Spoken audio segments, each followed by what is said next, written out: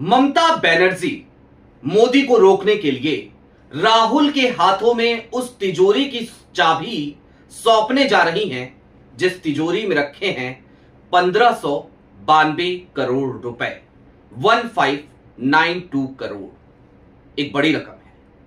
सिर्फ इतना ही नहीं बल्कि ममता बनर्जी के इस फैसले के बाद अब आलम तो यह हो चला है कि जो बागी बने फिर रहे थे ना, शाह साहब की स्क्रिप्ट बांच रहे थे, बिरला जी को पत्र लिख रहे थे, उस पर दस्तखत कर रहे थे, वो तमाम लोग, उनमें से कुछ लोग अब पलटने लगे हैं। कह रहे हैं ना ना ना ना ना, हम ना जाएंगे कहीं। शाह साहब बरगला रहे थे, बरगलाने दीजिए, हमने तो कभी कुछ सोचा ही नहीं ऐसा। हम तो बस ममता दीदी के साथ हैं। ममता दीदी का जो फैसला होगा, जहां कहेंगी वहीं बैठ जाएंगे। कहेंगी कांग्रेस के दफ्तर में आके बैठो, वहीं बैठेंगे। जाहिर सी बात है ना मजेदार खबर। तो समझिएगा इस बात को कि शाह साहब की स्क्रिप्ट फेल हो गई और राहुल के हाथों में, दोनों हाथों में लड्डू आ चुके हैं। सारी बातें जरा विस्तार से करेंगे। नमस्कार, मैं स्वप्निल और आप मुद्दा देख रहे हैं। दोस्तों आगे बढ़ें उससे पहले वही छोटी सी अपील। मुद्दा इन दिनों एक गंभीर आर्थिक संकट से जूझ रहा है। एक तरफ जहां हमारे मेन बैंक अकाउंट्स बीते लंबे समय से फ्रीज चल रहे हैं, तो दूसरी तरफ हमारे 28 साल पुराने चैनल को हमसे लंबे समय तक छीन कर रखा गया था। ऐसे में रेवेन्यू पर एक बुरा असर पड़ा। मुद्दा एक संस्थान है, उसके चलाने के अपने खर्चे हैं। लिहाजा आज की तारीख में मुद्दा को आपकी मदद की सख्त जरूरत है, क्योंकि उसे डे टू डे ऑपरेशंस में काफी मुश्किलों का सामना करना पड़ रहा है। लिहाजा आपसे गुजारिश है, यदि आप चाहें तो स्क्रीन पर दिख रहे क्यूआर कोड या फिर के नीचे दिख रहे यूपीआई नंबर्स के जरिए मुद्दा की छोटी छोटी मदद जरूर कीजिएगा, ताकि हमारी बेबाकी यूं ही बरकरार रहे। आगे बढ़ते हैं और अब जरा समझने की कोशिश करते हैं कि ये 1592 करोड़ क्या है, और ये भी जानते हैं कि ये जो पलट रहे हैं बागी, ये कौन लोग हैं। लेकिन उससे पहले कल की तारीख में जैसे ही ममता बनर्जी राज्यसभा की एलओपी बनाई जा सकती है कांग्रेस की तरफ से, ये खबर हमने आपको बताई, कई लोगों की, कई दर्शकों की प्रतिक्रिया आई। अब आप दर्शकों के कमेंट मैं रोज पढ़ता हूं, कईयों को रिप्लाई भी देता हूं। जानते हैं क्यों? क्योंकि आपसे दिल का रिश्ता है। आपके सहयोग से ही मुद्दा को मैं संचालित कर पा रहा हूं, वरना मुद्दा तो कभी का बंद हो चुका होता।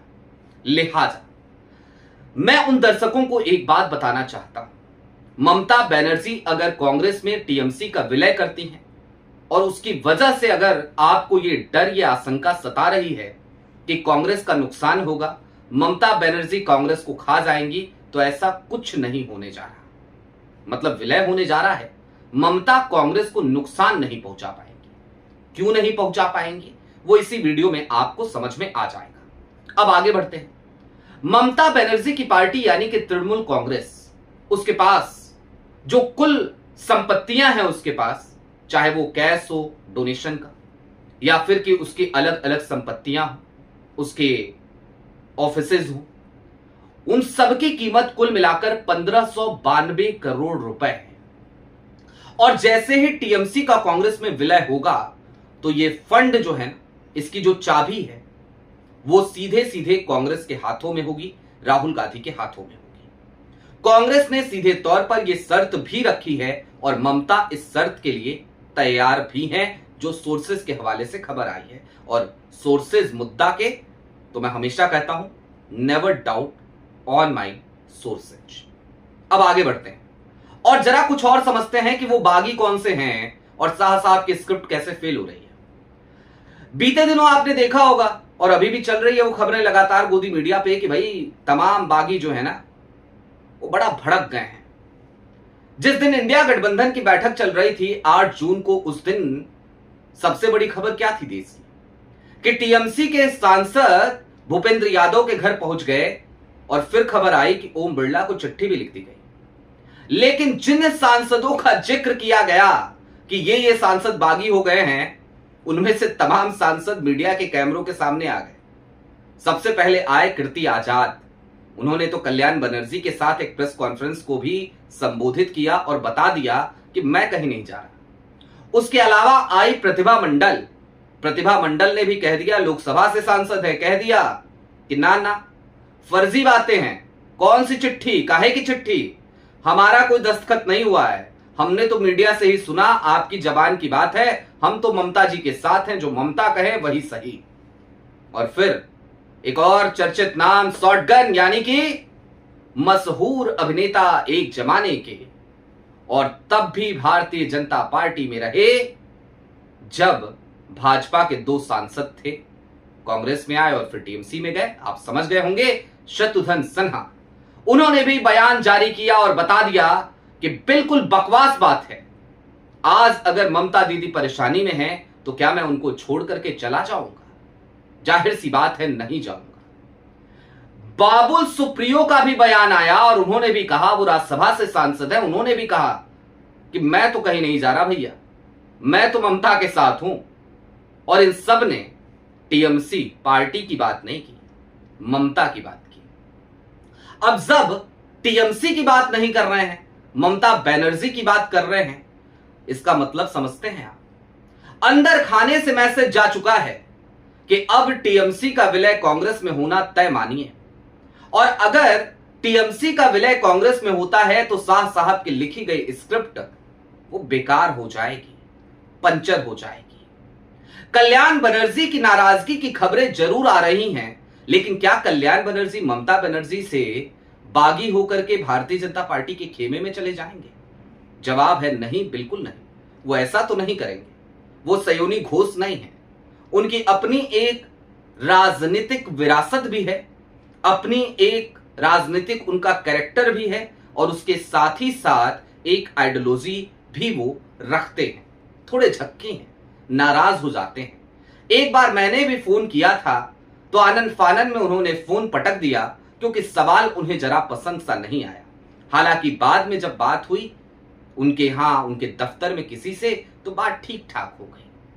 खैर, अब इस मामले से आगे बढ़िए और कुछ और समझिए कि शाह साहब की स्क्रिप्ट कैसे फेल होगी। जैसे ही कांग्रेस में विलय होगा तो कांग्रेस के सांसदों की संख्या वो हो जाएगी 128, और 128 की संख्या का 2/3 यानी कि कांग्रेस को भी तोड़ना पड़ेगा।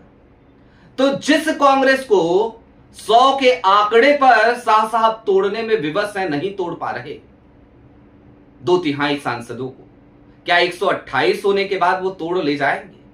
क्या 28 सांसदों को वो कहेंगे कि नहीं कोई बात नहीं, तुम पे दल बदल कानून नहीं लगेगा?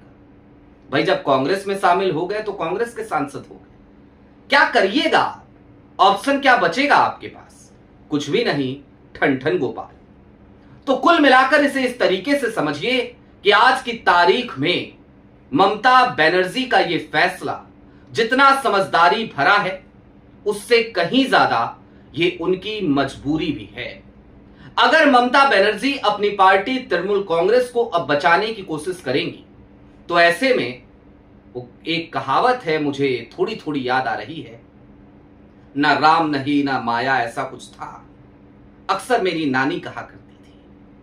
तो कुछ वही हाल हो जाएगा। लिहाजा ममता बनर्जी अपनी पार्टी यानी कि तृणमूल कांग्रेस को बचाने की मोह माया छोड़ चुकी हैं, और यही उनके पास एकमात्र विकल्प है कि वो अपनी पार्टी को भारतीय राष्ट्रीय कांग्रेस में मर्ज कर लें। और मर्ज इसलिए कर लें क्योंकि उन्हें भी ये समझ में आता है कि अकेले लड़ी, पूरे अहंकार के साथ रही, कांग्रेस को साथ नहीं दिया, कांग्रेस को पश्चिम बंगाल में एंट्री नहीं दी, कांग्रेस को अपने बगल में नहीं बिठाया, तो हस्र ये हुआ कि आज की तारीख में मेरी पार्टी के भीतर मेरी सत्ता के जाते ही बगावत शुरू हो गई। वो तमाम लोग जिन्हें वफादार समझा जाता था, मसलन सयोनी घोष जैसे लोग, आज की तारीख में वो तमाम लोग ममता से दूरी बनाते नजर आ रहे हैं। और इसके पीछे का सिर्फ एक ही कारण है कि सत्ताधारी दल बड़ा निरंकुश है, और दूसरा, हर व्यक्ति के भीतर इतना पेशेंस, इतना धैर्य नहीं होता कि वो सत्ता से बहुत दूर रह सके, दूसरा, उसके अंदर इतनी मजबूत बैकबोन नहीं होती कि वो सत्ता के जुल्मों सितम को सह सके। लिहाजा सांसद हो या विधायक, सबको डर सताने लगा है कि अब सत्ता नहीं रही तो अब हमारा क्या हश्र होगा। कल्याण बनर्जी के साथ सड़क पर जो कुछ भी हुआ, अभिषेक बनर्जी के साथ सड़क पर जो कुछ भी हुआ, वो हरकतें करवा के वैसे भी तृणमूल कांग्रेस के तमाम सदस्यों को पहले ही एक ट्रेलर दिखाया जा चुका था।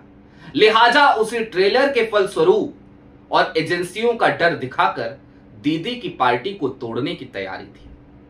लेकिन ऐसा नहीं है कि अभी भी दीदी मुश्किलों से निकल गई है। विलय का यह फैसला उन्हें जल्द से जल्द लेना होगा और उससे पहले लेना होगा जब तक कि अब जो 3 सांसद बागी हुए हैं ना, कुछ और सांसदों का जुगाड़ वहां पर साहब ना कर ले। क्योंकि अगर सांसदों का जुगाड़ हुआ तो सबसे पहला एक ही काम होगा, और वो काम होगा चुपचाप जाकर के ओम बिरला साहब के सामने एक चिट्ठी रखी जाएगी, जैसे राघव चड्ढा के गुट ने रखा था, और उन्हें एक अलग गुट की मंजूरी मिल जाएगी। लिहाजा ममता बनर्जी को सीधे तौर पर अब यह करना पड़ेगा कि उन्हें आनंद फानन में अपनी पार्टी को कांग्रेस के भीतर मर्ज करना पड़ेगा और फिर कांग्रेस के प्रति वफादारी दिखानी पड़ेगी, निभानी पड़ेगी।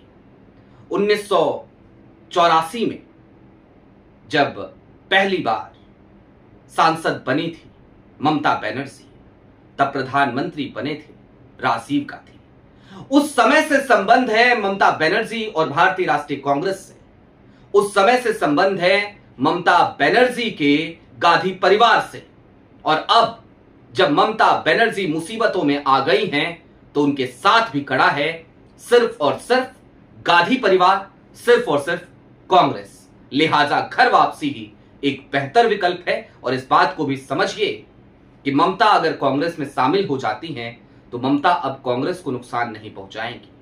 इसलिए नहीं पहुंचाएंगी क्योंकि अब वो नुकसान पहुंचाने की स्थिति में भी नहीं है।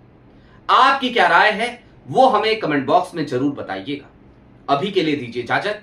चलते चलते फिर वही अपील, चैनल पर नए हो तो सब्सक्राइब करते हुए जाइएगा, सक्षम हो तो मुद्दा की छोटी छोटी मदद जरूर कीजिएगा ताकि हमारी बेबाकी यूं ही बरकरार रहे। बहुत शुक्रिया।